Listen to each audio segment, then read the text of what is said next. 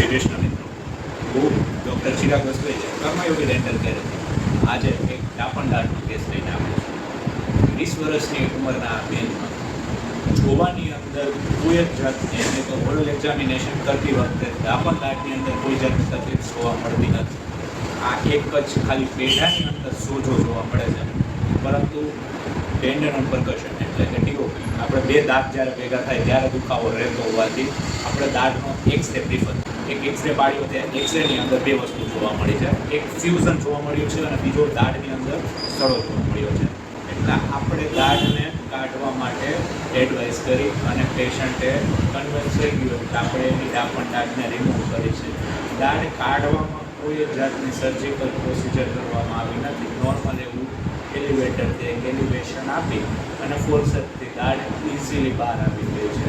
દાઢ કાઢીને આપણે કોઈ જાતના ટાંકા કે એવું કંઈ લેવું પડ્યું નથી. હવે તમે જોઈ શકો છો કે આ રીતે દાઢ છે એ બેનના મોઢાની અંદર બેસેલી હતી. આ મૂળિયાના પોર્શનની અંદર સડો બેઠેલો છે. આ જે ભાગ છે એ ફ્યુઝનવાળો ભાગ છે દાંતનો. આ વિડીયોમાં તમે જોઈ શકો છો કે દાંતના જે બે ટુકડા દેખાય છે, નાનો ટુકડો છે અને મોટો દાંત છે.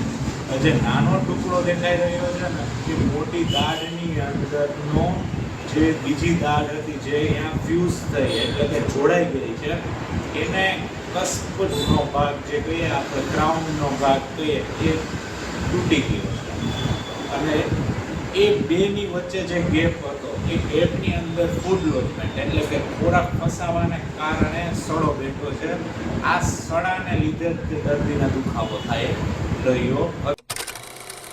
આ માહિતી તમને એટલા માટે શેર કરું છું કે જ્યારે નોન સર્જિકલી ડાપણદાંત નીકળે છે ત્યારે કોઈ પણ જાતની વધારે પડતી તકલીફ ભોગવવી પડતી નથી. એટલે કે ડાપણદાંત એ ખાલી શબ્દ અઘરો છે, પણ દર ફેરી કે દર વખતે પ્રોસિજર અઘરી હોતી નથી. સો જ્યારે કોઈ પણ જાતની કોઈ પણ ડેન્ટિસ્ટ ડાપણદાંત શબ્દ અથવા તો યુઝ કરે ત્યારે ગભરાશો નહીં. તમારી ડાપણદાંતની જે પરિસ્થિતિ હશે એને અનુકૂળ જ ડેન્ટિસ્ટ પ્રોસિજર પ્રિફર કરશે. જો ઇઝીલી રિમૂવ થઈ જશે તો કોઈ જ જાતની સર્જિકલ પ્રોસિજર થતી નથી કે ટાંકા લેવાની જરૂર પડતી નથી.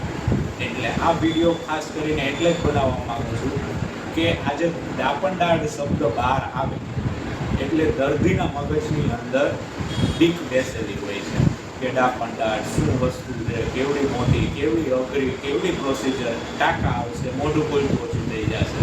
પણ નહીં, દર વખતે આ વસ્તુ બનતી નથી. આની સાથે તમે મને સાંભળ્યો એ બદલ આભાર. વધુ માહિતી માટે ડિસ્ક્રિપ્શન વાંચો.